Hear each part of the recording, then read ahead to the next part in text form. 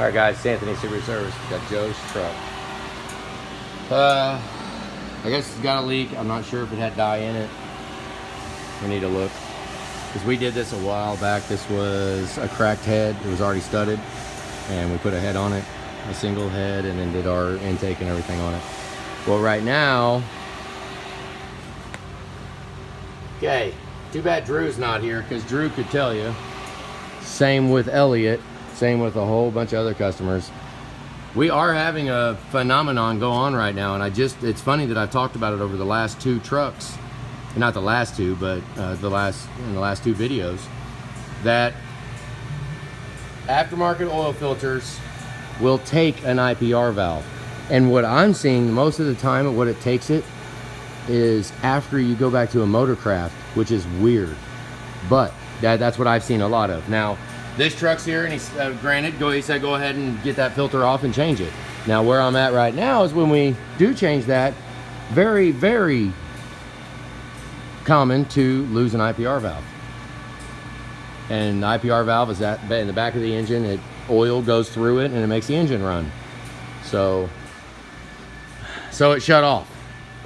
Now, where the oil filter came from, I mean, you know, it is what it is. But look at that. Okay, 2623 right there. Generally, if that code comes up, replace the IPR valve.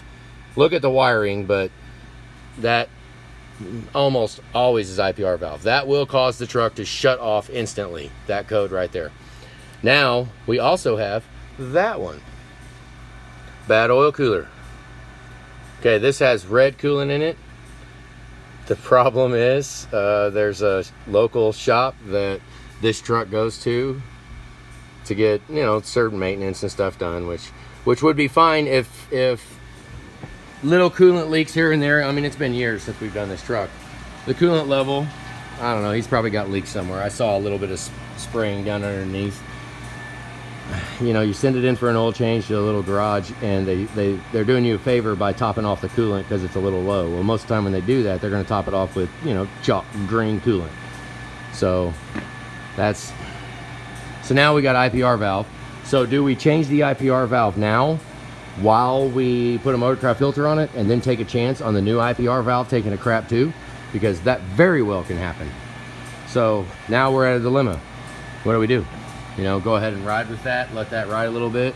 Go ahead and change the filter. Change the IPR valve, leave the filter. I don't know what we do. You know what? I'm not sure, because it's going to be an absolute drag. We go through and you're going to drop $1,000 freaking dollars on this little trip here. And then that filter gets put back on, and then you got to drop another $1,000 after that.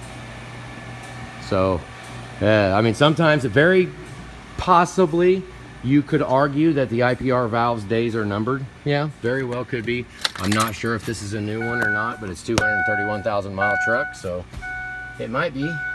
It might have just been that IPR valve's time. But I get a whole bunch of these IPR valves times when an aftermarket oil filter is involved in a situation. I get that a lot. So wanted to explain a little bit what we're seeing in the field right now. Those filters and IPR valves are hand in hand. So when you bolt one of those filters on your truck, go ahead and buy an IPR valve also and just put it in the glove box and just wait. And from what I'm seeing, so that's it. Have a good day, guys. We figured we would amend a little bit. Look at that. That's the compressor. Holy crap. That's pretty hard to miss. So we need a compressor on it.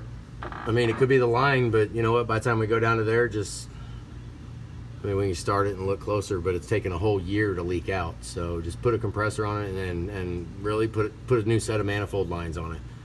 Be about a couple $100 from the manifold line. I mean, yeah, that's going to be another amount, but it is green all over there. Now have a good day. We're done.